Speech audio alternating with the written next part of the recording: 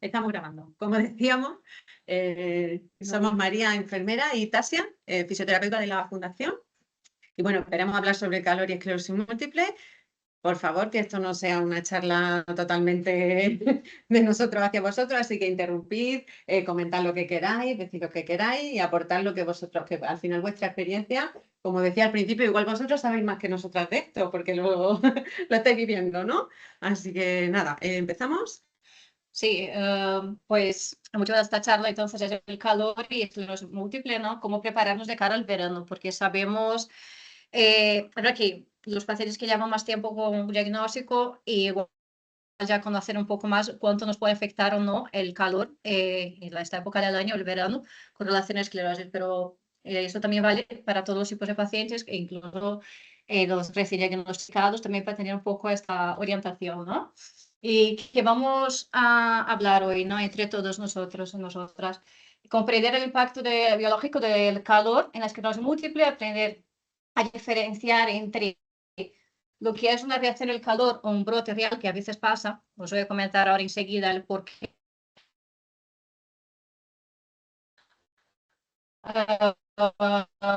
Proporcionar herramientas prácticas para la época.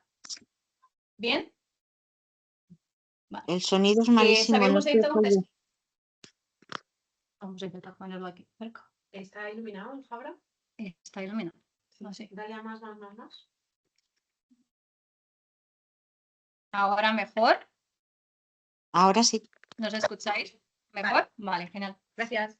Pues como os comentaba, entonces el impacto del calor no es una ilusión, no es algo que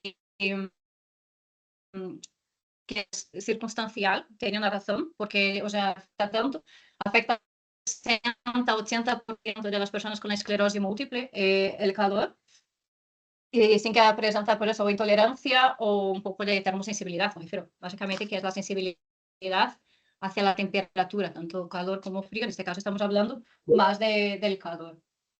Y lo que os comentaba es una vulnerabilidad fisiológica, no es una debilidad personal, no es que de repente en verano todos nos pongamos mal o más flojos, ¿no? Como verdad que el umbral de una persona con esclerosis múltiple de temperatura del cuerpo se aumenta entre 0,2 y 0,5, o sea, medio grado. La temperatura de tu cuerpo ya puedes enfrentar a un poco algunos síntomas, ¿no? Puedes empezar a notar un poco la exacerbación de algunos síntomas de esclerosis múltiple, simplemente con el hecho de aumentar medio grado de la temperatura del cuerpo. Entonces sí que estamos hablando de una situación que es fisiológica, ¿vale? En este caso. Y uno de los síntomas principales, que aquí os comentaba, entre 60 y 80% de las personas experimentan esta alteración de la sensibilidad de la temperatura.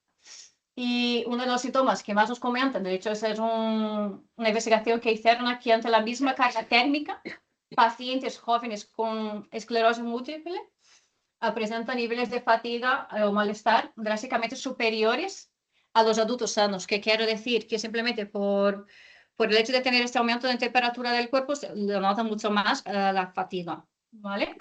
¿Y qué es la fatiga? ¿No? Es la falta subjetiva de energía física o mental que interfiere en las actividades de vida diaria, actividades básicas, instrumentales y de ocio, que pueden ser gratificantes o no. Sabemos que a veces tenemos que hacer actividades que no nos gustan, pero que nos toca hacerlas. Y eso también influye en lo que es la fatiga, ¿no? El síntoma principal de la fatiga... síntoma principal no, la característica principal de la fatiga es hasta que además es súper compleja y relativa, ¿no? La fatiga se puede definir de dos formas. Se clasifica en fatiga primaria, la lasitud, que es la causa directamente relacionada al daño a la vaina de mielina, es algo fisiológico. Entonces, la esclerosis múltiple es una enfermedad degenerativa que afecta a la vaina de mielina. Y la fatiga, por eso que es este síntoma siempre está presente, ¿vale? Porque es una causa directa por el daño en la vaina de mielina y una inflamación del sistema nervioso. Es por eso que a veces por las mañanas, muchas veces podéis despertaros ya fatigados, ya cansados. Acaba de empezar el día y no habéis hecho ninguna gran actividad y ya pues puede pasar que en este día pues os despertáis así. Es como la analogía que os hago, es la analogía un poco de la batería del móvil, ¿no? De que ya empiezas la batería en el modo ahorro. Ya empiezas ahí con el 20% y tienes que tirar a lo largo de todo el día. Y esa sería lo que es la fatiga primaria. La fatiga secundaria es lo que deriva de todas las actividades que hacemos, ¿no? Ducharnos, pues hacer la comida, problemas de movilidad, a veces también, si tenemos algún problema de movilidad, hacemos más compensaciones a nivel físico, causamos más por esas compensaciones, es todo lo que es derivado, todo lo que va más allá de lo que es la fatiga propiamente solo de la esclerosis, ¿no? Tiene más relación con las actividades que hagamos a lo largo del día, que a veces parece que no, pero el hecho de levantarnos por la mañana, ducharnos, pues igual ya tenemos ahí de esta batería del móvil, ya hemos bajado muchísimo si no sabemos manejarla, ¿no? La fatiga. Entonces, aquí una comparación de lo que sería un nervio sano, ¿no? En el que tenemos una conducción rápida, un nervio desmielinizado, en el caso de la esclerosis múltiple, ¿no? Que tenemos una lentitud en la transmisión de las neuronas y eso afecta, ahí empezamos a tener lo que serían las secuelas de ello, ¿no? Los síntomas que teníamos, que puede ser fatiga, pérdida de equilibrio, pérdida de sensibilidad, pero influye en esta velocidad de transmisión.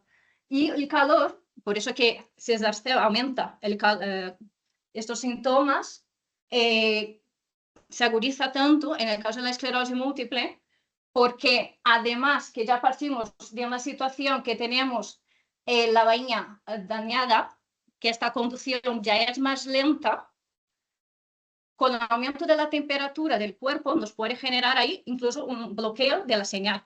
¿Qué quiero decir? Por eso que os notáis un empeoramiento por el aumento de la temperatura de los síntomas que soléis tener.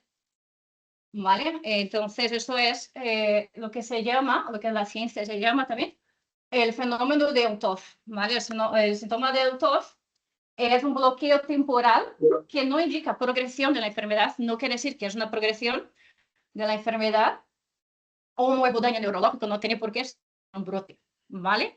Pero sí que es verdad que cuando tenemos el fenómeno de UTOF, lo que tenemos es ese aumento de los síntomas, la agudización de estos síntomas por este bloqueo en la transmisión, por el aumento de la temperatura, que nos genera esto. Y muchas de las personas pueden acabar confundiendo con un brote. Ah, estoy teniendo un brote ahora, ¿por qué tal? No tiene especialmente el por qué. Luego María os va a comentar un poco más las diferencias, lo que tenéis que tener en cuenta, pero el hecho del fenómeno de UTOF no tiene por qué ser propiamente un brote, ¿vale? No os preocupéis, es una exacerbación de los síntomas derivados del calor. ¿De todos los síntomas o de la fatiga? De todos los síntomas, de todos los síntomas, ¿vale? Aquí os comentaba antes y hacía la analogía a la fatiga porque es uno de los principales. ¿Y el fenómeno este no lo puede tener un nervio sano? O sea, la gente que no tiene esclerosis múltiple no tiene el fenómeno... Porque no genera el bloqueo en la transmisión neuronal. Puede enlentecerse. Puede lentecerse, pero no bloquearse. Entonces, sí que... Al final el síndrome de UTOF funciona como un pseudobrote o una exacerbación de estas, ¿no? Que no puede pasar con más cosas que no el calor. Por ejemplo, con la fiebre, cuando una persona tiene fiebre lo notaréis muchísimo porque también se puede desencadenar, ¿no? Le llaman pseudobrote, falso brote, exacerbación. Al final, cualquiera de tus síntomas se puede ver exacerbado. Puede que no todos. Normalmente los síntomas que tú más notas. El otro dibujo que has puesto, Tasia, el de los 3 nervios, si lo puedes poner en fondo, imaginaros que tenéis un montón de procesos en la situación de intermedio, que tiene el cable pelado y solo hay 4 hilitos. Pues todos los que están así, manteniéndose con esa pequeña conexión, aparece el calor y desconecta. ¿Vale? Es como que tú tienes una conducción precaria, pero cuando hace calor, la conducción nerviosa y se bloquea. ¿Qué provoca? ¿Una inflamación? No. No. sea, Una peor conducción. es como el material, se recalienta el material. La grasa de la mielina es la que se siente. Los canales de sodio. Son los canales de Todo sodio. Es un es bloqueo de los canales de sodio, que es lo que hace la transmisión neuronal. Que es lo que hace la transmisión de la información eléctrica de una neurona a otra. Eso va por los canales de sodio. Y son esos canales de sodio que es lo que... Es física y química. O sea, Era algo que quería llegar. sí. No, Nuestro cuerpo es todo todo... lo que dice. Lo que dice Asia es que no es algo. Dentro de que es subjetivo, como lo experimentas, físicamente es que esos canales funcionan peor y se llega a bloquear la conducción, que ya de por sí es precaria. Si tú tienes un montón de cables que van al mismo sitio, bueno, se te estropea uno, no pasa nada. Se te estropean tres, se te estropean todos y además Se bloquea. aumenta la temperatura local y entonces se bloquea la conducción. Claro. Pero ¿nos generamos calor de lo normal? No. Porque yo el año pasado, es que fue casi, digamos, el primer año, yo nunca he tenido en mi vida tanto calor.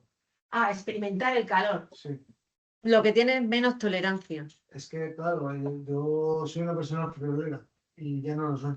Es como si me hubiese aumentado 2-3 grados mi cuerpo. No, pero no hay un aumento de la temperatura global vuestra. Lo que pasa es que sois mucho más sensibles Ah, al la efecto del variabilidad. calor. Tú antes podías sentir calor, pero no sentías otras cosas como cansancio, parestesia, Hay más etcétera. sensibilidad. Pero ahora tienes una tolerancia al calor más bajita. Entonces, con el mismo calor te encuentras mucho peor y te agobian A más. lo mejor antes no te molestaba. Claro. Sí, me Claro, acuerdo, cuando te la- pero no, pero que no es así, o sea, yo, el no poder andar, diga, a veces no voy bien, que te falte la respiración. Comentaremos. Eso es. Es eso lo que causa también esta exacerbación de los síntomas, es este bloqueo, ¿vale? Es justo esto. En el momento que tenemos que se nos aumenta la temperatura corporal 0,5, entre 0,2 y 0,5, que es medio grado, ya lo puedes notar. Y eso puede ser generado por infecciones también, por fiebre, lo que comentaba María. No tiene por qué ser solo simplemente por el calor. Entonces sí que puede generar la agudización, el aumento de estos síntomas. Que puede ser, ¿cuáles síntomas hablamos? Pues fatiga, el equilibrio, lo que sea. Por eso la fiebre, te puedes creer que tienes un brote. Claro. Porque a mí me ha pasado Eso es, justo. de estar bien y de van a ser primeras. Es que no poder ni moverme, Claro. ni moverme. Con tener algunas veces 37,2. Fui 37 yo una vez, ya fui al clínico a urgencias, es que no podía moverme. Pon el termómetro y dices que tienes 39. Claro, Ni bueno, moverme. en ese caso peor todavía.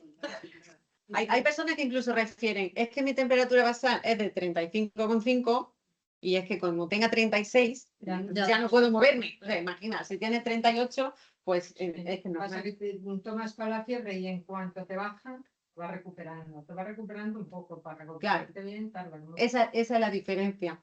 Ahí vamos jugando en estas dos pantallas, ¿no? Eso es lo que tenemos en el caso de la esclerosis múltiple, cuando tenemos ahí un aumento de la temperatura corporal, que sea por el calor, por infecciones, por la fiebre, por pico febril, pues ahí llamamos ese bloqueo. Entonces, claro, por eso que lo notas muchísimo. Hay gente que con la fiebre, justo lo que comentabas, no se puede levantar. Es que yo pensaba que era un brote, además es que fui a urgencias y que va, cuando me dieron un paracetamol se me quitó todo, pero porque me da la fiebre.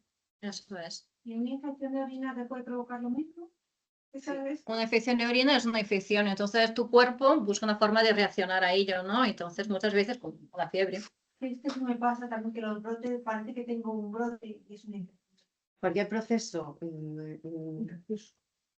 estresante para el organismo puede provocar un falso brote o un pseudobrote, porque al final los síntomas se van a exacerbar.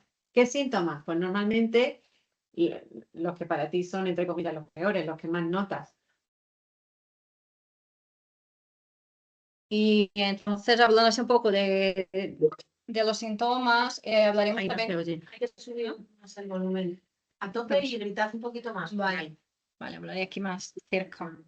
Vamos a intentar hablar un poco más fuerte, ¿vale? Para los que estáis en casa. Igualmente, si seguís sin oír, nos volvéis a comentar. Y es que os comentaba, ¿no? Sobre el síntoma de UTOF, al final es esto, es este aumento de los síntomas que podemos tener. Eso genera este miedo, este aumento de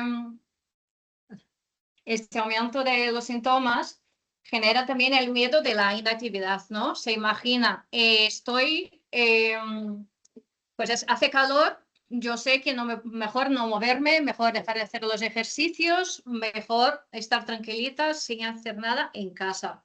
Eso es un mito, ¿no? De que si tengo fatiga o si tengo por el calor, dejar de hacer todo, eso no es, eso es un poco mito, ¿vale? La realidad es que el ejercicio adaptado, que ahora comentaríamos sobre él, regular, reduce la fatiga a largo plazo y mejora la fuerza muscular, por ejemplo, ¿no?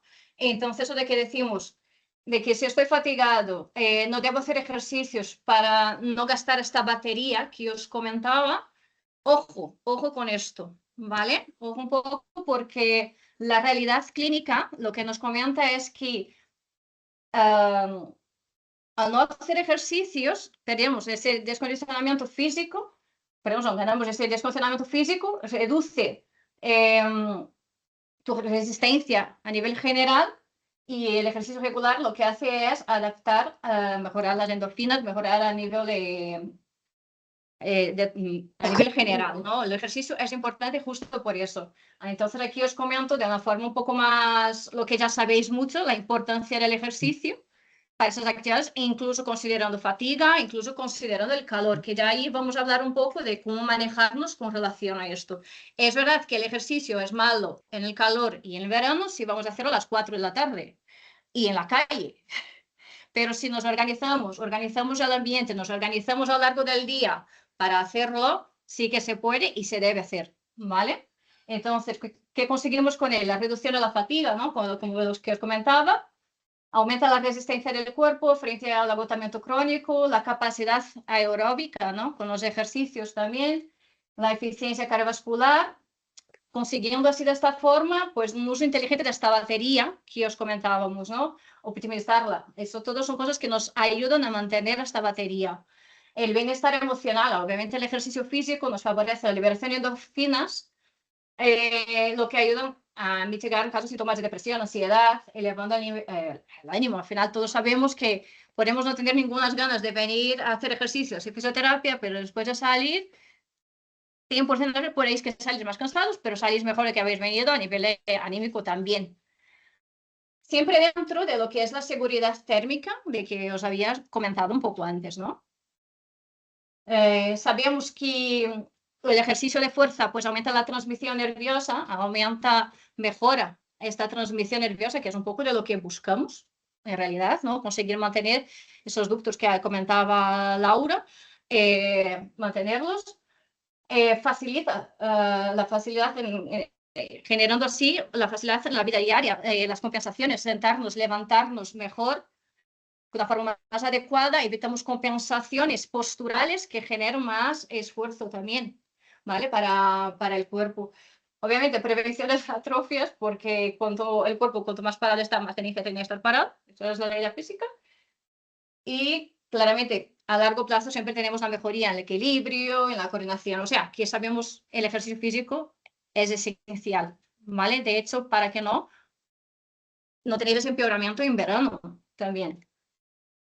Hablaremos un poco sobre ahora las técnicas de conservación de energía, ¿no? Que os estaba comentando hasta ahora, de esta batería y cómo conseguimos ahora a lo largo del día jugar un poco con ella, ¿no? Tenemos que trabajar los 4 P's y un S, que lo puse adaptando, que es priorizar, ¿no? Que es decidir lo que es esencial y delegar lo que es extenuante, lo que nos cuesta. Tenemos que tener a veces un poco eso de poder delegar para que nos puedan también ayudar. Planificar las cosas, ¿no? A lo largo del día, lo que tengo que hacer a lo largo de la semana, lo que tengo que hacer a lo largo del día. Organizar las tareas pensadas a las horas frescas de la mañana, por ejemplo, que os comentaba de hacer ejercicio. Ejercicio de hacer a las 4 de la tarde en verano, pues igual no es la mejor opción. Pero igual si te despiertas, pues eso, muy pronto, madrugas, pues igual primero de la mañana con una puedes hacer, igual no hacer la misma intensidad, pero no dejar de hacerlo por este motivo. Simplificar tareas, simplificar lo que tenéis que hacer, los procesos de las cosas que tenéis que hacer, posicionar, ¿no? Eso es súper importante porque a veces no nos damos cuenta, pero me tengo que duchar, tengo que cocinar. Si tengo que guisar, pues eso, tengo que estar de pie 45 minutos, 1 hora, pues puedo planearme, organizarme para posicionar y buscar una banqueta y sentarme y igual hacer las cosas pues sentada. Para ducharme, pues lo mismo, ¿no? Hacer descansos frecuentes para intentar evitar el agotamiento, no llegar al agotamiento. A lo largo del tiempo vais conociendo un poco más vuestro cuerpo, vas viendo que salen algunas banderas rojas que a veces se ignoran, en el sentido de que empezáis a notar que igual la pierna no responde igual, que igual situaciones de estas pueden pasar y vamos siguiendo, tirando, hasta que llega un punto de un agotamiento. Intentar evitar llegar a este punto de agotamiento porque ahí, eso es justo la diferencia entre la fatiga y el cansancio. El cansancio tú descansas y te recuperas, la fatiga necesitas un tiempo de recuperación que no se sabe cuál es, que igual es 15 minutos, media hora, 3 días, eso varía mucho con cada persona, ¿vale? O más, me refiero, eso varía mucho. Entonces aquí os traigo un ejemplo, ¿no? Y nuestro objetivo es cocinar, ¿no? Cocinar una comida. ¿Cómo estoy? Entonces tengo que planificar, ¿no? Grupo de utensilios, antes de empezar, evitar viajes en la cocina. Que tengo que ir ahora por el tenedor, que vuelvo. Tengo que ir ahora por el tupper, pues tengo que ir ahora no sé qué, los viajes. Intentar, ni que sea gastaros 5 minutos antes, organizar la cocina, organizar el espacio para evitar estos viajes. Entonces, eso va dentro del P, la planificación, lo que hemos comentado.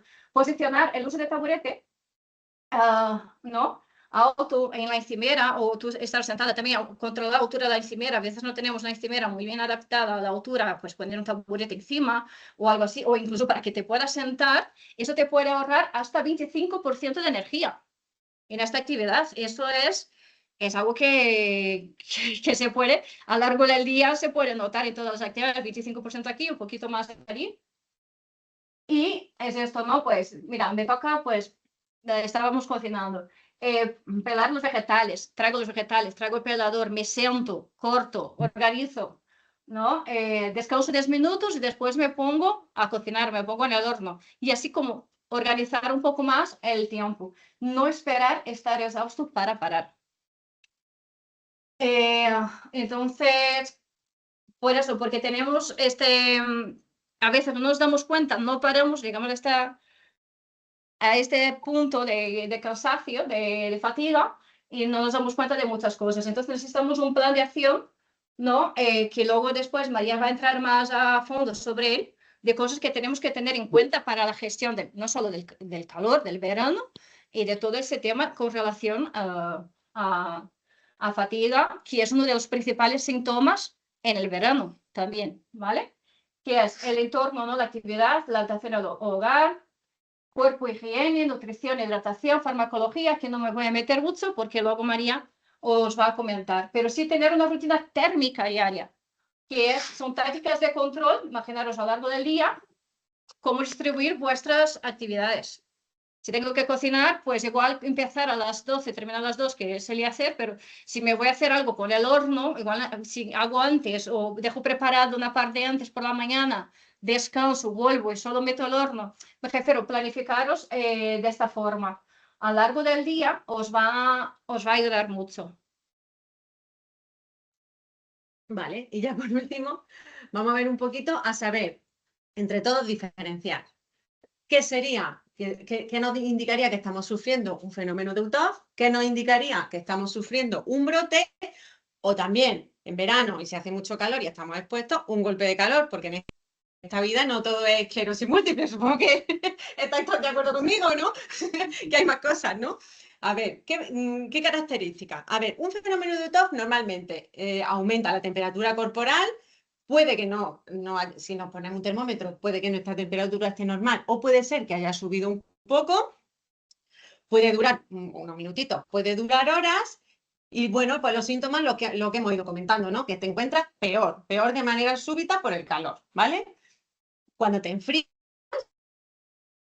como decía, pero el caso de la fiebre, porque el paracetamol detiene la fiebre. Entonces, cuando te enfrías, esos síntomas desaparecen. Cuando hay un brote, que supongo que esto ya todos lo sabéis, la causa no es el calor, la causa es la inflamación, la temperatura normalmente está normal, dura más de 24 horas. Sabéis que esto es un criterio siempre de neurología para diagnosticar un brote, tiene que estar durante más de 24 horas. Los síntomas, pues bueno, esto que os voy a contar, ¿no? Tampoco vamos a detenernos ahí, todos los síntomas típicos de esclerosis múltiple, pero si te enfrías, no cesa.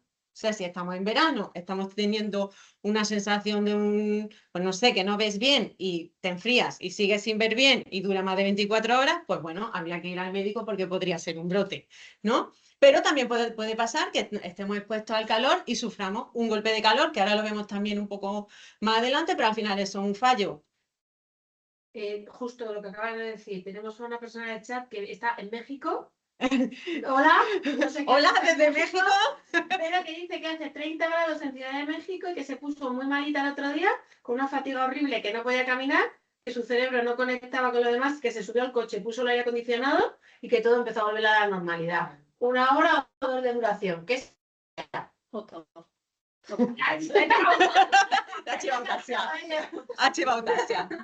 pues nada, saludos a...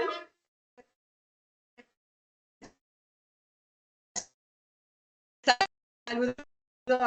Vaya.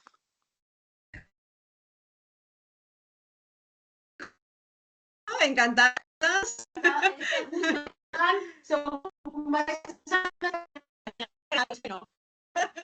Bueno, ya veremos aquí dentro de un par de meses siendo positivos.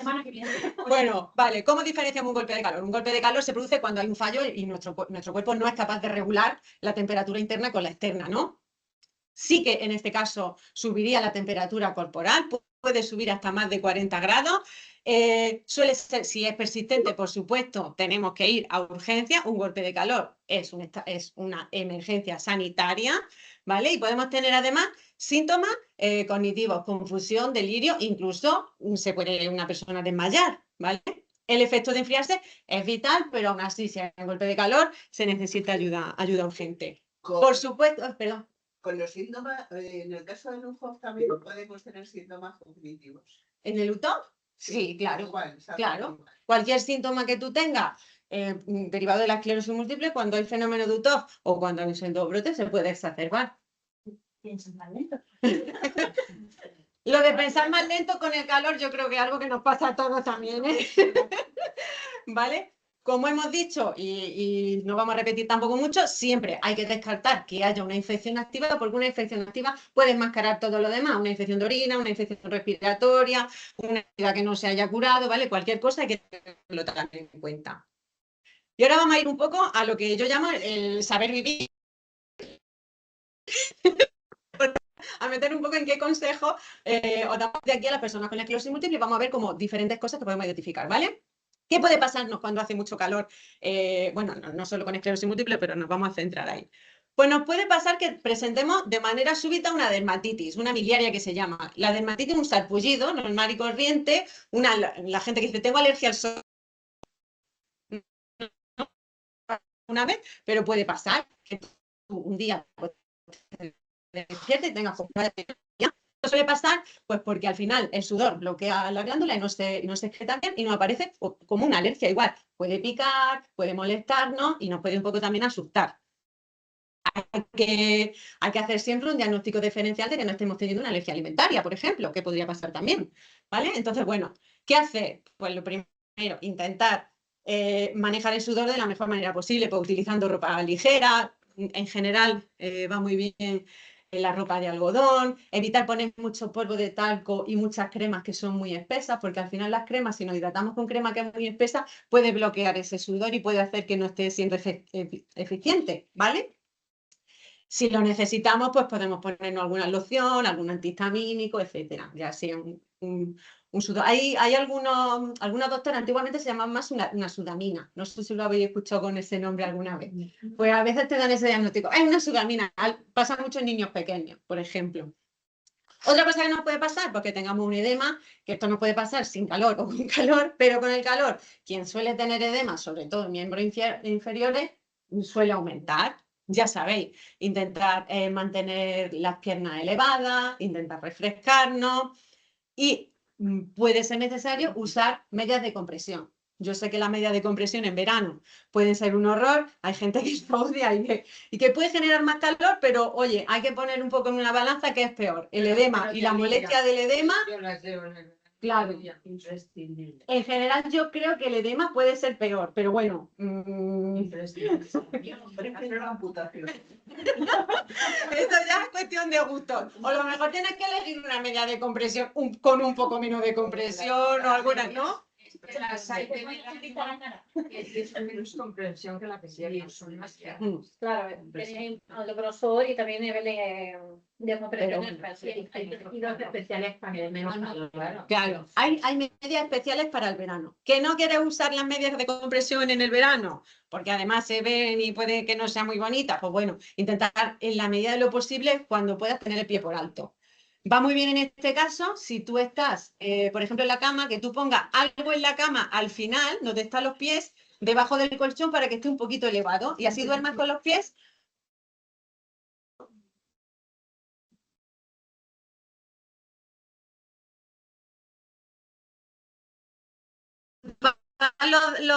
Los que estáis al otro lado, si se oye un poco de jaleo, que están pasando gente.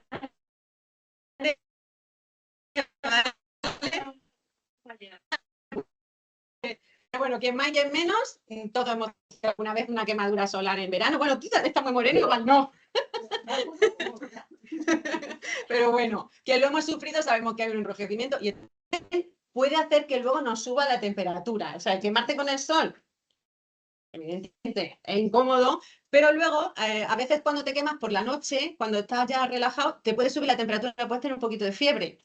Y eso, como hemos visto, la fiebre puede hacer que tengáis como más síntomas. Entonces, a veces si te quema y te encuentras muy mal, puedes tomar un paracetamol, ¿vale? Si no hay ningún tipo de contraindicación. Que eso siempre lo podéis hablar con vuestro médico. Se puede poner agua fría, cremas hidratantes, aloe vera, etc. Hay personas que incluso pueden llegar a tener ampollas por una quemadura solar. Doy fe. Entonces, bueno, en este caso, pues a lo mejor tenéis que consultarlo con el médico o con la enfermera, ¿vale? ¿Qué más puede pasar? Bueno, pues puede pasar que se tenga ya vamos subiendo un poco en gravedad, ¿no? Se puede tener una insolación, que es cuando te duele mucho, pasas tanto tiempo en el sol, que te duele luego mucho la cabeza, puedes tener un poquito de confusión. Ahí, pues bueno, enfriar siempre, o puede ser que también tengas sensación de calambre. Y esto a veces en esclerosis múltiple se puede mucho confundir. El calambre pasa porque tú, en un estado donde hay mucha calor, has sudado mucho y tienes un desequilibrio de electrolitos. Entonces, te puede encontrar peor, puedes tener calambre, incluso esa espasticidad que muchas veces tenéis se puede exacerbar. A veces, pues, la solución simplemente es hidratarse bien y se puede necesitar bebida isotónica, como suero oral, etcétera. Alguna bebida de estas de deportistas también me vale. La cerveza. La cerveza, ahora lo tengo, no os preocupéis, no voy a decir que bebáis cerveza, no voy a caer ahí. ¿Por qué? Porque no se debe beber bueno, no se debe beber, no es una recomendación la cerveza en verano porque tiene alcohol. El alcohol tiene un efecto sobre una de nuestras hormonas que se llama hormona antidiurética y la elimina, o sea, suprime esa hormona. Esa hormona hace que no estemos todo el rato orinando. El alcohol hace que orines más, por lo tanto, si orinas más, te deshidratas. ¿El qué? La cerveza 0,0 sin problema. Pero ¿Vale? si es con alcohol muy fría. Si es con alcohol y muy fría, tampoco me vale. 0,0. Yo como enfermera no lo voy a recomendar nunca. Otra cosa es lo que hagamos luego después, ¿no? Nada. El alcohol es una contraindicación. El café y todas estas cosas. A ver, todos los estímulos al final aceleran el metabolismo, por lo tanto, si hace mucho calor es mejor. Otra cosa es que vayamos como una moto. Yo soy muy cafetera. Y- Empiezo a sustituirlo Y lo notas en por verano. manzanilla y muchísimo mejor. Sí. A ver, esto también en culturas hace mucho calor y beben té muy caliente y están acostumbrados, o sea que bueno, pero sí que es verdad que al final los estimulantes también sería una contraindicación, ¿vale? Y luego ya tenemos lo que es el golpe de calor, que lo hemos visto antes, que normalmente empieza teniendo como un pulso débil, una respiración un poco acelerada, Ahí no es todavía una emergencia gravísima, pero hay que beber agua, hay que estar tranquilito, hay que ponerse en un sitio fresco. Y hombre, pues si tienes una patología, igual está bien avisar al médico. Pero ya, si empezamos con una temperatura muy alta, con una piel que no suda, pero está muy roja y muy caliente, incluso puede haber pérdida un poco de memoria, confusión, hay que llamar al 112, por supuesto, y no dar agua ni nada en ese momento. Punto que tiene golpe de calor, no, porque el proceso, tu sistema homeostático se detiene. ¿Vale? Normalmente, pues eso, te pone muy rojo, muy caliente, etcétera. Si alguien, yo tengo la cara muy roja hoy, no llame ya al 112. No es un golpe de calor. Yo tengo rosácea, la rosácea es otra condición que con el calor empeora. Pues bueno, pues ya está, me veo un poquito más roja, pero no pasa nada. ¿Qué consejos nos dan las instituciones? Pues las instituciones os van a decir, pues lo que yo voy a decir también, y lo que parece un poco, ¿no? Pues de sentido común. Estas son las recomendaciones de la Comunidad de Madrid. Que te hidrates, por supuesto, en función de lo que necesites y del ejercicio que hagas. Si vas a estar en tu casa tranquilo y no vas a salir, pues te tendrás que hidratar más o menos como siempre. Si vas a salir, vas a hacer ejercicio, vas a sudar mucho o vas a hacer Bikram yoga, pues a lo mejor tienes que beber un poco más de agua, ¿no? Depende un poco de lo que hagas, pero sí, es importante estar bien hidratado. Es importante comer de manera más ligera, intentar no hacer comidas copiosas, ducharse y refrescarse a menudo, que ahora lo veremos un poco más en detalle, mantener la casa fresca, ropa clara, amplia, ligera, como hemos dicho, de algodón, intentar no salir, esto siempre te lo dicen en las noticias, por favor, no salgan a las 2 de la tarde a correr, hombre, pues ya, ¿no? Pero bueno, a veces hay que recordarlo, cuando lo dicen siempre es porque todos los años hay personas a las que hay que atender porque les pasa algo, ¿no? Haciendo estas cosas. Bueno, intentar limitar la actividad deportiva en esos momentos al aire libre, ¿no? Cuando hace mucho calor. No, dicen que no te quedes, por favor, dentro del coche sin aire acondicionado. Creo que a lo mejor voluntariamente no lo haría nadie, ¿no? Pero bueno. Extremar la precaución con personas vulnerables y si lo necesitas, buscar atención sanitaria. Este es el decálogo que nos da el Gobierno de España, haciendo especial atención, por recordarlo, por si alguien quiere ir a tomarse una cerveza, que mejor sea sin alcohol, porque hace también aquí una referencia a que hay que evitar la cafeína, el alcohol y las bebidas muy azucaradas, por lo que hemos dicho antes, ¿vale? Y ya por último, repasar así las recomendaciones que da la OMS. Me parecía curiosa o sea, señalar que, por favor, hay que estar atento cuando hay alertas sanitarias por parte de los organismos oficiales, porque cuando te lo dicen que va a haber una hora de calor, es porque va a haber una hora de calor peor de lo que había a lo mejor esa semana. Y tenemos que tener un poco más de cuidado, un poco más de previsión, ¿vale? Que aproveche el aire nocturno para refrescar la casa, ventilando la casa por la noche, porque la ventilación es muy importante. Que si la temperatura es inferior a 40 grados, o sea, si estamos en torno a los 40 grados, el ventilador no va a hacer nada. O sea, que en un momento de mucho calor el ventilador da igual, ¿vale? Eso te lo dice la OMS. Es verdad que te va a mover el aire caliente y ya está. Y que cuando estamos en casa, si pones la temperatura a 27 grados, un poquito más alta, pero pones a su vez un ventilador, puede ahorrar un montón de luz. Oye, pues no sé, si lo dice la OMS, va a estar más a gusto y encima te va a ahorrar un dinerito. A ver si es verdad. La OMS se preocupa por que va a hacer menos electricidad. La OMS se preocupa por nosotros, yo qué sé. Vale, vamos a repasar un poquito. ¿Qué más cosas tenemos que hacer? Pues hay que prestar especial atención a la higiene personal, porque al final el sudor obstruye poros y aumenta el riesgo de que haya infecciones dermatológicas. Pues por eso, ¿qué tenemos que hacer? Ducharnos de manera inteligente, con agua tibia, con agua fresca. No es bueno ducharse con el agua muy fría en verano, porque si te duchas con el agua muy fría, tu cuerpo va a reaccionar subiendo la temperatura interna para contrarrestar. Entonces, si te duchas con el agua muy fría, al final, cuando te termines de duchar, te va a dar más calor. Y cuando sales, ¿qué te pasa? Pues te mueres de calor hasta que te metes otra vez en la piscina, ¿no? Te duchas con agua muy fría y sales sudando de la ducha. Claro, entonces hay que ducharse, en teoría, pues con agua más o menos fresca, ¿vale? Tampoco os digo que te duchas con agua caliente. Yo suelo empezar con un agua normal, la voy poniendo cada vez más fría, primero con agua fría, me desfloro y genial. Bueno, es verdad que puedes tener ese efecto, es verdad que el agua fría va muy bien si luego te das con agua fría muy fría en los pies si tienes edema. ¿Vale? Eso sí, eso sí, ¿vale? Después, Es muy importante prestar especial atención a secarse, ¿vale? En verano sobre todo, porque el sudor va a hacer que se nos puedan acumular, pues como hemos dicho, más bacterias, hongos, etcétera, etcétera, en nuestros pliegues, en la axila, en los pliegues íntimos, ¿vale? Entonces es muy importante secar muy bien, sobre todo los pliegues, ¿vale? Por supuesto, evitar obstrucciones, que ya creo que lo hemos comentado, no abusar de polvo de talco, crema, etcétera, etcétera, que nos van a obstruir esos poros, intentar utilizar textiles adecuados y hay que prestar también especial atención a la ropa interior que utilizamos. Y en caso de utilizar que necesitemos un absorbente porque hay incontinencia de orina, pues tenemos que estar mucho más atentos y a lo mejor cambiarlo con más frecuencia. ¿Cuáles son los problemas que nos podemos encontrar adicional en esclerosis múltiple? Bueno, pues que tengamos problemas de movilidad y tengamos problemas para el aseo diario o problemas para que ese aseo más frecuente. Pues bueno, tenemos que intentar buscar un poco la manera. Hay como muchos productos hoy en día para no tener que asear en la ducha, que se puede una persona asear en la cama, en el sillón, etcétera, ¿vale? Pues, si alguien tiene alguna duda con esto, por favor, que nos contacte, que le damos 1000 ideas que tenemos por aquí, ¿vale? ¿Qué más nos puede dificultar? La espasticidad, que os voy a contar. Aquí, ¿qué os diría? Pues si una persona tiene mucha espasticidad y le cuesta mover, o a lo mejor tiene, imaginaos, un brazo que le cuesta mover, lo tiene más pegado al cuerpo, pues hay que prestar especial atención con esa axila, secarla muy bien y tener cuidado con el desodorante que se usa, ¿vale? ¿Qué más se puede ver afectado? Pues personas que tienen úlceras por presión o lesiones por presión. El calor va a hacer que evolucionen peor, por lo tanto tenemos que tener muchísimo más cuidado, ¿vale?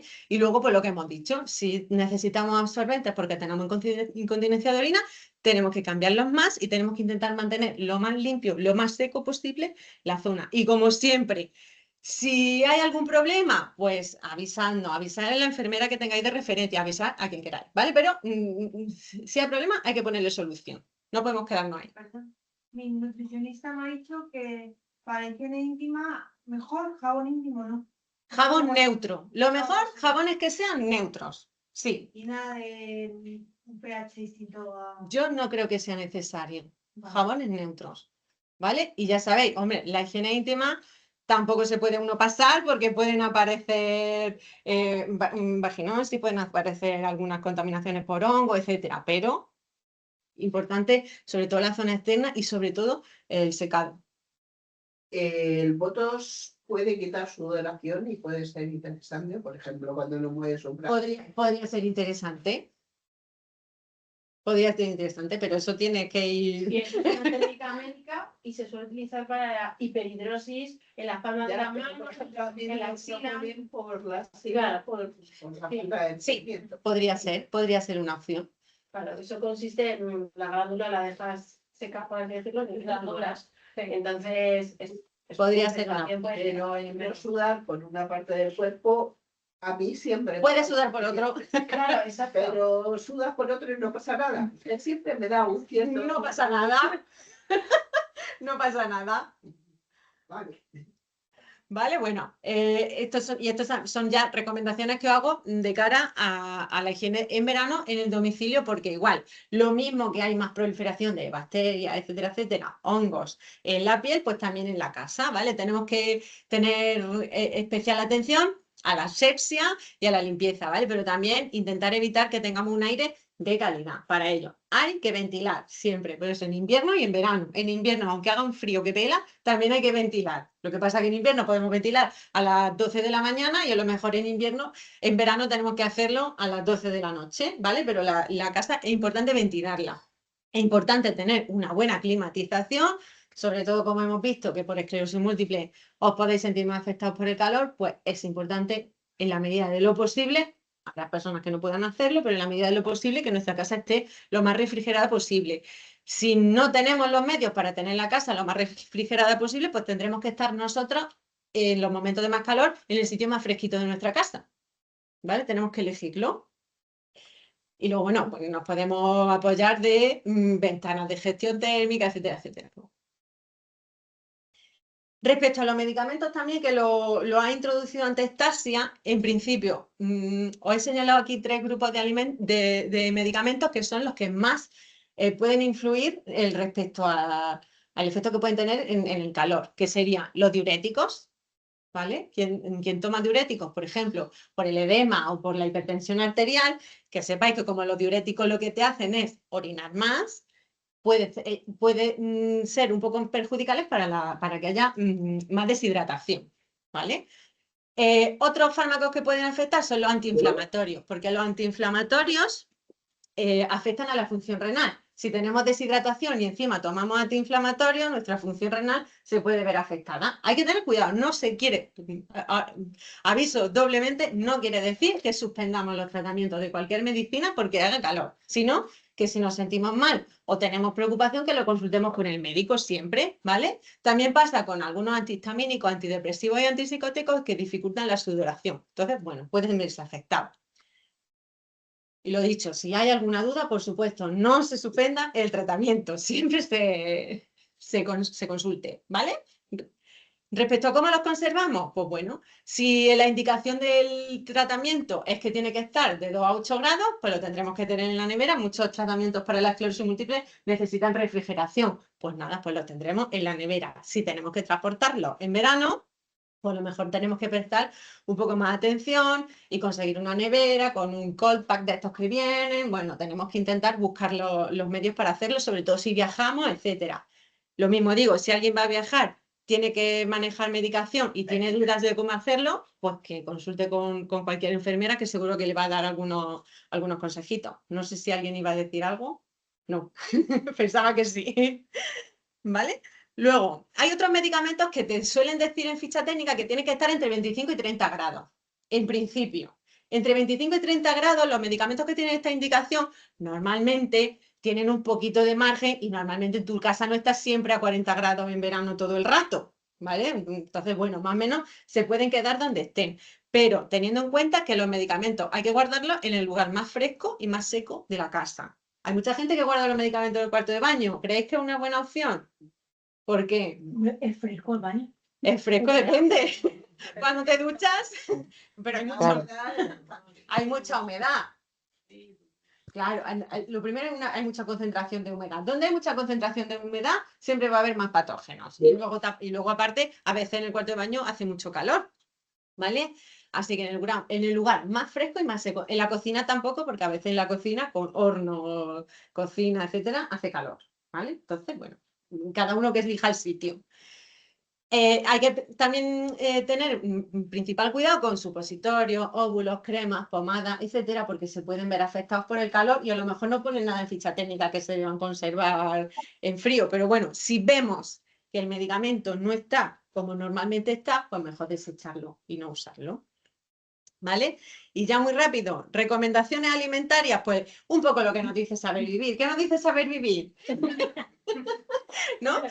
Pues bueno, lo primero, nosotros aquí lo que pasa es que se está perdiendo, ¿no? Tenemos lo que llamamos la famosa dieta mediterránea, que no es más que comer mucha fruta, mucha verdura, alimentos, cereales de origen integral y comer más pescadito que carne, ¿no? Eso sería así un resumen un poco rápido, pero al final es que es lo mejor que podemos hacer. Hay una cosa que nos dice la dieta mediterránea, que por eso he puesto ahí esta carita sonriente, que dice, disfruta en compañía. ¿Vale? Yo estaba haciendo un curso sobre nutrición que analizaba la dieta mediterránea, tiene mucha evidencia científica. O sea, la dieta mediterránea está demostrada ser una de las dietas más saludables que hay.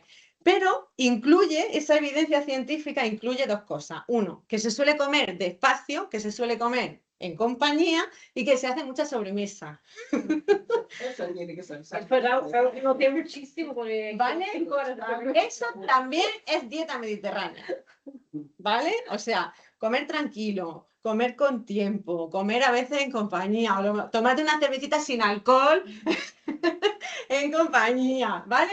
Todo eso. Chocolatito. Un chocolate negro te lo compro. El chocolate negro te lo compro. Pero ¿vale? ahora en verano, por ejemplo, me fatigo muchísimo comiendo y como más rápido Porque no quieres fatigarte. Porque me fatigo mucho. Bueno, pues entonces a lo mejor puedes elegir texturas que te sean más fáciles. Pues crema, un gazpacho, una sandía, ¿no? Puedes elegir siempre, a ver, adaptándolo siempre, ¿vale? ¿Qué nos recomienda también la evidencia? Pues bueno, los alimentos que tenemos en verano, pues la naturaleza es inteligente, ¿no?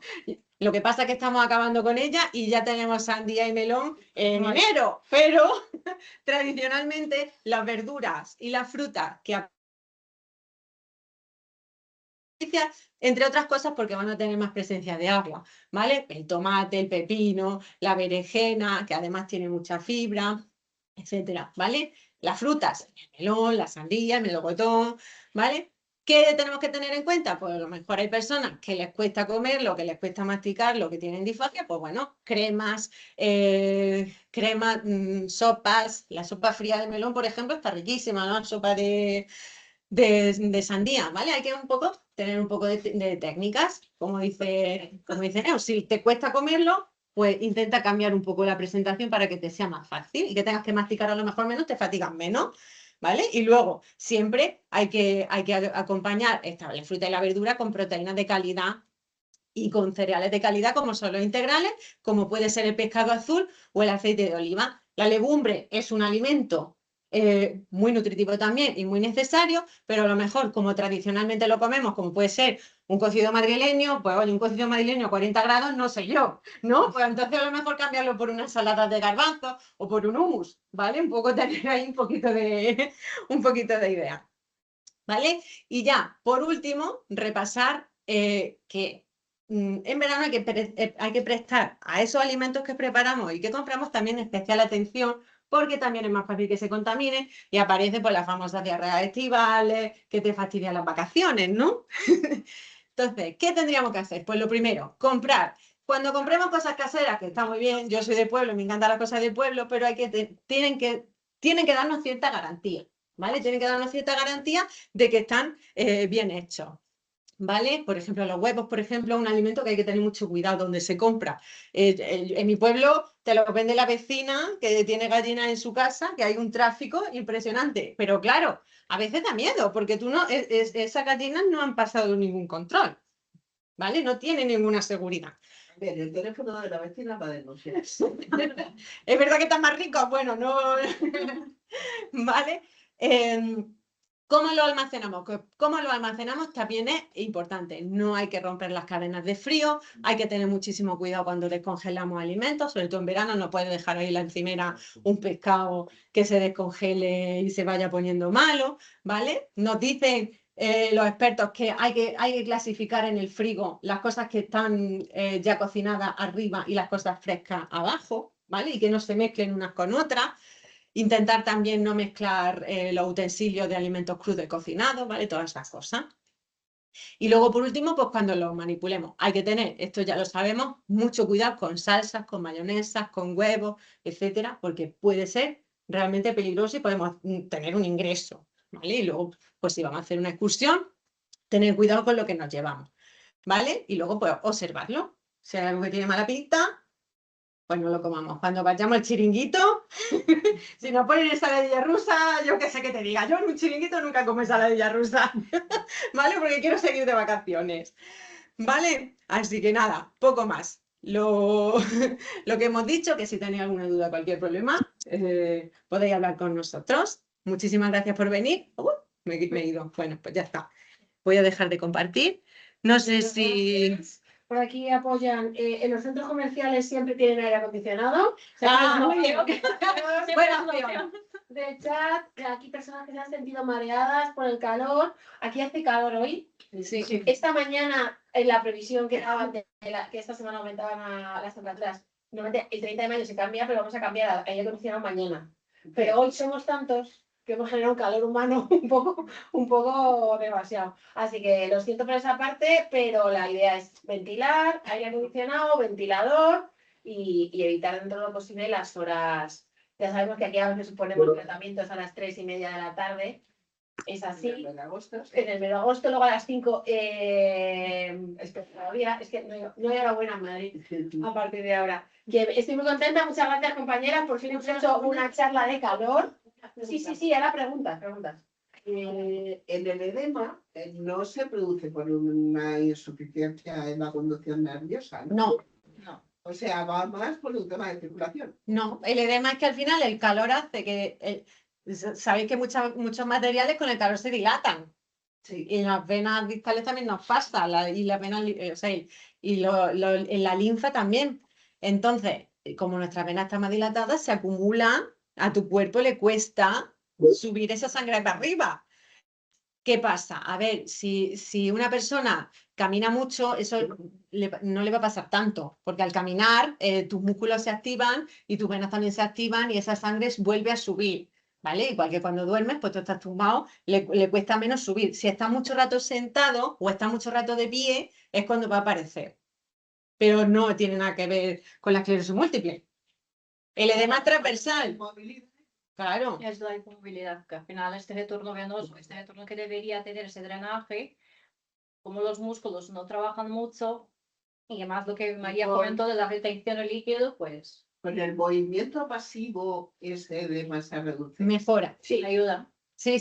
ayuda. El movimiento pasivo mejora. Si tú tienes un tobillo con un edema, que tú solo no puedes moverlo bien, y alguien te asiste y te hace el movimiento del tobillo, eso bombea el líquido hacia arriba. Porque el líquido se sale de los vasos, se sale de las tuberías, lo que ha dicho María, por las propiedades mecánicas de los tejidos, cuando aumenta el calor, esos se dilatan, se extravasa el líquido y se queda en un espacio de nadie. ¿Cómo se deriva eso? Declive, movilización activa o pasiva, frío, compresión. Y hay que tener especial cuidado con las heridas y los edemas. Ups, sí. Porque ahí no se curan. Cuando hay mucho edema es mucho más difícil que se cure una herida. Porque al final la inflamación va a estar ahí, va a ser más difícil de eliminar. Justo, pero esta cuestión de la propia circulación. Circulando. Porque yo tengo linfedema por una mastectomía y hace años una quemadura de Mínima. no hice caso y a los 3 días tuve que estar ingresada por la inflamación. Claro, es muy Y peligroso. eso sí que sube la temperatura y eso sí que os causa es una un empeoramiento generalizado de todos los síntomas que tenéis. Se puede hacer así. Hay aquí una compañera que dice que es el calor en la kriptonita. Un poco, sí. Es una kriptonita. Sí, exacto. Eso. Mira, esta también lo ha dicho. Es la misma, yo lo he dicho. El que le he saltado. Esperamos no sufrir muchas horas de calor. ¿Es posible volver a ver la reunión? Sí, la vamos a grabar y a Sí. todo aquel que se haya apuntado online le mandaremos el enlace. Vamos a alguna pregunta más por chat o por aquí y ya si no cortamos la grabación. Nada. El frío. Yo tengo una pregunta. ¿El frío extremo qué pasa? No es el caso de hoy, pero el frío extremo puede generar también problemas de calor. Han hecho ahí el trabajo. Fenómeno de un toque total, no. No es un motor. No, es un motor. Pero, Pero a ver, Todo en extremo es malo. hay personas que son muy sensibles al frío y pueden tener pseudobrotes relacionados con el frío. y aún No soporto el frío. Es pastilla. Yo ahora soy Y malísima con el frío. Con el más calor. problemas de espasticidad. eso, el tono aumenta. Y más aquí. Ha preguntado. Moverte y los dolores ahora. Tengo una duda respecto a los baños en termas tipo spa y las saunas. ¿Se desaconsejan? Muy buena pregunta también. Pues depende mucho de la persona. Yo no lo desaconsejo por regla general, pero hay que probar. Si te puede pasar que vaya a un spa, te metas en un baño termal y tengas una exacerbación. Y tengas hormiga y vas En a ver lo que Finlandia, que les encantan las saunas, en el centro de esclerosis múltiple allí tenían una sauna y habían hecho un estudio, porque la sauna es para ellos como aquí una ducha, o sea, lo tienen en las casas. Hicieron un estudio y metieron a las personas, les hicieron hacer el test de los 9 palitos antes de entrar y después de salir. Y todos empeoraron. Es decir, vas a lentecerte. ¿Es reversible? Sí. ¿Pero quieres sudar porque tú en tu cultura prefieres meterte en la sauna por aquí? Que sepas que es reversible. Pero que vas a lentecerte, eso Sí, es ahí va justo lo que comentábamos al inicio, ¿no? Esta variabilidad de la temperatura corporal de 0,2 a 0,5 grados ya empieza a dar un poco de signos, ¿no? Pero ya empieza a meterte a 70. Tú vas a empeorar y vas a tener otros síntomas. Si ya sabes a lo que vas, no te asustas, no eres especialmente sensible y luego no te pones una cosa muy difícil, como coger un coche después o complicarte la vida, pues quizás puedes hacerlo controlado. pero yo creo que hay que tener mucho cuidado porque te va a dar sed. Además que es un ambiente húmedo y lleva un poco también sobre lo que María comentó de la sudorización. Entonces, ojo, Y el calor y la respiración, como el calor. con una temperatura elevada es más difícil la respiración. El intercambio de gases tiene una temperatura óptima. Eso es así. Tiene que ver un poco la humedad más también, porque es verdad que aquí en Madrid es muy seco. En la sauna he pensado en el ahogo que produce la sauna. Aquí en Madrid, por ejemplo, es muy seco. Entonces sí que es verdad que la falta de humedad en el aire hace con que no tengas esta sensación de ahogo. ¿No? Pero Eso también también es porque todo el árbol de vapor. de por donde pasa el oxígeno, la nariz, la mucosa, la tráquea, todo esto, tiene un grado de humedad. Si tú estás respirando aire seco, que eso pasa mucho con los aires acondicionados también, que están fríos o calientes, todo esto te reseca y puedes tener más tendencia a las Y infecciones. si estás respirando vapor, puedes tener también la sensación de que estás respirando peor. O sea, ni muy seco ni muy húmedo. Y en la temperatura, es verdad que el intercambio se va a producir, pero tu sensación va a ser de menos confort. La sensación esa de ahogo, o de secor, o de estar como masticando el aire, como en las saunas. Pero yo sé, si eso alguien lo ha medido, lo desconozco, la verdad. Pues en el curso de RESPI dijeron algo de la temperatura, pero hay como una más exacta que es como la que tenemos dentro del cuerpo de normal. Pues 36 y medio, 37, creo recordar. Pues nada. ¿Cosas? Yo tengo una pregunta. Trabajo expuesto a demasiado calor y no tengo manera de ponerme en algún lugar para refrescarme. ¿Qué podría hacer en ese caso? Día sentía mucho agua.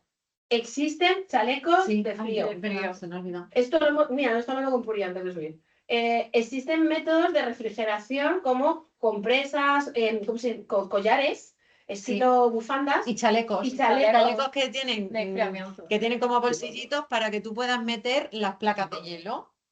Entonces, se recomiendan, por ejemplo, para la gente que entrena muy fuerte y tiene que entrenar ahora en mucho calor para bajar la temperatura corporal después, se llevan en el deporte, pero para vosotros también bien, sobre todo si tenéis que estar en un trabajo quieto, en un sitio que te está dando el sol, pues lo tienes, si puedes tener algo refrigerado y ponértelo por encima, un poco, sobre todo en la zona del cuello y dentro. De hecho, sí que es verdad que hay algún estudio que había leído que comenta justo la utilización de estos chalecos que se lo ponga antes de hacer alguna actividad física, ¿vale? Para bajarte la temperatura del cuerpo un poco, para que a la hora de hacer la actividad física el aumento de esa temperatura no sea tan exagerado. Sí, y aquí recomiendan un collar con 2 ventiladores, esto lo tienen en Wallapop, que es una cosa así, fría, y que te va haciendo así también. Y esto nos dicen que está en Georgia, Estados Unidos, la compañera, que también debe hacer calor allí. Y nada, pues que el collar ese con ventiladores y frío se refrigera, te lo pones en el cuello y luego mueve el aire a la vez que te enfría. ¿Podéis probar? Sí, hay varias alternativas de esas que podéis utilizar cada vez más. Sí. Gracias. Gracias a Un aplauso. lo que estáis ahí, además tan lejos.